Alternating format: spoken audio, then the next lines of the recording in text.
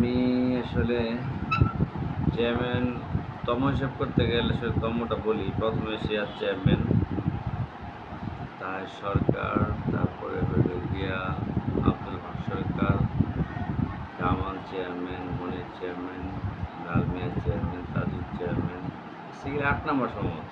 আসলে আমাদের এলাকাটা আসলে একটু ক্রিটিক্যাল এলাকায়। তারপর আমি চেষ্টা করি সবাইকে একসাথে করে সবার সাথে মিনিমাইজ করে আলাপ আলোচনা করে চলার চেষ্টা করি। আরেকটা জিনিস হচ্ছে আমাদের এলাকায় যে আমাদের যে গ্রুপিংয়ের যে বিষয়টা আছে, আমি আসলে সবসময় চেষ্টা করি গ্রুপিংটা থেকে দূরে থাকার জন্য।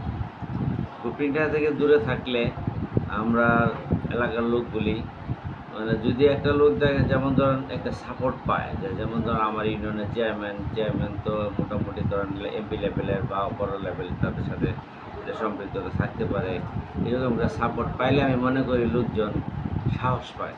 তো আমি তাদেরকে এই সাপোর্টটা না দেওয়ার চেষ্টা করি এবং দিইও না।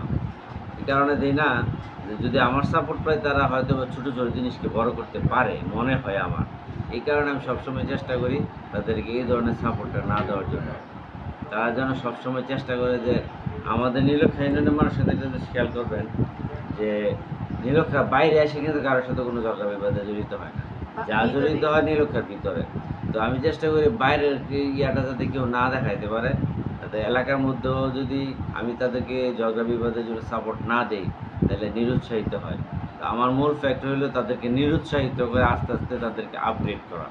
তো আমি এই ৪ বছরে আশা করি চেষ্টা করেছি যে এই নিরুৎসাহিত করতে করতে আস্তে আস্তে একসময় যেন মানুষের মনটা এমনভাবে ইয়া হয় যাতে তারা কোনো দিন আর ঝগড়াবিবাদে জড়িত না হয়। প্রায় ৪ বছরের জীবনে তেমন একটা দু একটা বিচ্ছিন্ন ঘটনা ছাড়া তেমন বড় আকারের কোনো ধরনের বিশৃঙ্খলা আল্লাহর মতো এখন পর্যন্ত হয় নাই এবং ভবিষ্যতে হবে বলে আমার মনে হয় না যে হবে। আমাদের ইউনিয়নে আসলে প্রথমত একটা ইউনিয়নকে যদি আপনার উন্নয়ন করতে হয়, প্রথমত আইন শৃঙ্খলা উন্নয়নের বিষয় আছে, সামাজিক উন্নয়নের বিষয় আছে, অবকাঠামোগত উন্নয়নের বিষয় আছে, মানুষের মেন্টালিটি উন্নয়নের বিষয় আছে। সকল দিক বিবেচনা করে চেষ্টা করা হয় আমাদের একটা এলাকা উন্নয়নের জন্য। যেমন আমি নিরক্ষা ইউনিয়নে আমি চেয়ারম্যান হওয়ার পরে আমি চেষ্টা করেছি যতটুকু সরকারি বরাদ্দ যতটুকু আছে, কারণ আমরা তো নীলক্ষা ইউনিয়নে আসলে ট্যাক্সের যেই পরিমাণটা এটা একটু তেমন একটা কালেকশন করা সম্ভব হয় না, কারণ মানুষ আসলে ট্যাক্স তেমন একটা দিতে চায় না আমাদের ইউনিয়নে। তারপরও আমি যতটুকু চেষ্টা ৩-৪ বছর যতটুকু পারছি আদায় কইরা আমরা যতটুকু এলাকা উন্নয়নের কাজ করা এটা করছি। এটা আমাদের ব্যক্তিগত তহবিল আর কি। আর সরকার থেকে আমাদেরকে যে অনুমোদন যেইটা ইয়াগুলো দিচ্ছে, বরাদ্দগুলো দিচ্ছে, প্রত্যেকটা বরাদ্দ সুষম বন্টন এবং সুন্দরভাবে কাজ করার পরিপাটি করার চেষ্টা করেছি।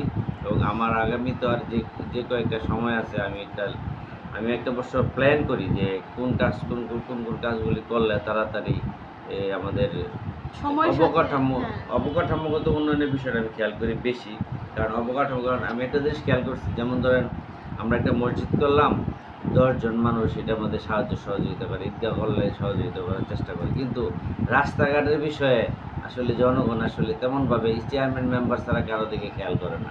তো এই জন্য আমি একটু রাস্তাঘাটের দিকে একটু বেশি নজর দেওয়ার চেষ্টা করি এবং এবং এবং করতেছিও। নীলক্ষা ইউনিয়নে অলরেডি তিনটা রাস্তা আপনার আমাদের এলজিডি রাস্তার কাজ চলতেছে। আর ২টা রাস্তা আশা করি খুব শীঘ্রই আমাদের সম্ভবত টেন্ডার হয়ে গেলে খুব শীঘ্রই কাজ চলমান শুরু হবে। আর আমাদের টিআর কাবিখার এডিবির যে ধরনের কাজগুলি হচ্ছে বা হবে, যেগুলো হচ্ছে এটা কমপ্লিট হয়ে গেছে। আর যেগুলো আবার নতুন এই ২৫-২৬ অর্থ বছরে যেগুলো আমাদের আসবে, আমরা চেষ্টা করবো যেন সঠিক কাজটা সুন্দরভাবে হয় এবং জনগণ যাতে খুশি হয়। মাদকের বিষয়টা আসলে বলতে গেলে আসলে খুব একটা মারাত্মক ব্যাধি আকার ধারণ করেছে সারা বাংলাদেশেই। আসলে একটা জিনিস যখন ছড়ায় যায় দেশের মধ্যে, এটা একবারে নির্মূল করার চেয়ে আমি মনে করি যে আস্তে আস্তে কমায় আনাটা জরুরি বেশি, কারণ একবারে সব কিছু নির্মূল হয় না। তো কমায় আনার চেষ্টা করতেছি, আমরাও চেষ্টা করি আমরা এলাকার জনগণের সাথে প্রত্যেকটা মিটিং মিছিল যখন আমরা বসি, মিটিংয়ে বসে জনগণের সাথে আলোচনায় আমি মাদক এবং পাশাপাশি আমাদের যে বাল্যবিবাহ এলাকায় হয়, এই ২টা জিনিসের প্রতি আমি একটু গুরুত্ব দিই। আর মাদকের যে বিষয়, আমাদের এলাকাতে মাদকের তেমন খুব একটা নাই, তারপরও একবারে যে নাই তা বলা যাবে না। এটার মধ্যে হাতে গোনা গুটি কয়েক লোক থাকতে পারে, যাদের নাম হয়তোবা আমার জানা নাই, কারণ আমি তাদের সাথে তো চলি না। তো যাই হোক, তারপর আমি চেষ্টা করি যেন আমাদের এলাকার যারা সচেতন জনগণ আছে তাদের সাথে আলোচনা করে যাতে এই জিনিসগুলো আমাদের এলাকায় না ছড়ায়। তো আমাদের অন্য অন্য এলাকার থেকে আমাদের এলাকার মাদকের অবস্থাটা তেমন না, একটু কমই আছে। তো আমি চেষ্টা করতেছি যাতে একেবারে যাতে না থাকে, একেবারে যাতে না থাকে, যতটুকু না থাক, পাশাপাশি যদি না থাকে একবারে নির্মূল না করতে পারলেও আমাদের অবস্থানের জন্য কমায় আসে, যাতে আমাদের এলাকায় যেন এই মাদকের অবস্থানটা ব্যাপক আকার না ছড়ায়, আমি সে চেষ্টা করতেছি। আর বাল্যবিবাহের বিষয়টা যেটা বলছিলেন আপনি, বাল্যবিবাহ আমাদের এলাকাতে আসলে বাল্যবিবাহের চিন্তাটা মানুষ আসলে এবার এই জন্য করে যে আমাদের এলাকায় যখন একটা মেয়ে আপনার 10-12 বছর হলে সে পরিণত বয়সে হয়, অ্যাডাল্ট দেখা যায়। তো আর আমাদের দিকের মানুষজন এটা চিন্তা করে যে একটা মেয়ে যখন 12-14 বছর হয়ে যায়, 9-10-এ পড়ে, তখন তার সব কিছুই বুঝে। সে তো চিন্তা করে যে যদি খারাপ পথে চলে যায় বা অন্য কোনো একটা অকারেন্স ঘটে, এই চিন্তা করে আমাদের এলাকার লোকজন ভয়েও মানুষ এই চিন্তা করে মানুষ এই মেয়েগুলি সন্তানদেরকে বিয়ে দিয়ে দেওয়ার চেষ্টা করে। তারপর আমি চেষ্টা করি যে 18 বছরের পরে বিয়ে দিলে হইতেছে কি, একটা মেয়ে তার সংসার 18-16 বছর দিয়ে দিতে পারে, কিন্তু 18 বছর যদি হয় তাহলে তার সমস্যাটা হচ্ছে তার মাতৃত্বকালীন সন্তান প্রসবের একটা ঝুঁকি থাকে সে বাঁচতে পারে। পাশাপাশি একটা মেয়ে 18 বছর যদি হয় তাহলে সে তার ফ্যামিলি বুঝবে, স্বামী বুঝবে কীভাবে তাদেরকে হ্যান্ডেল করতে হবে।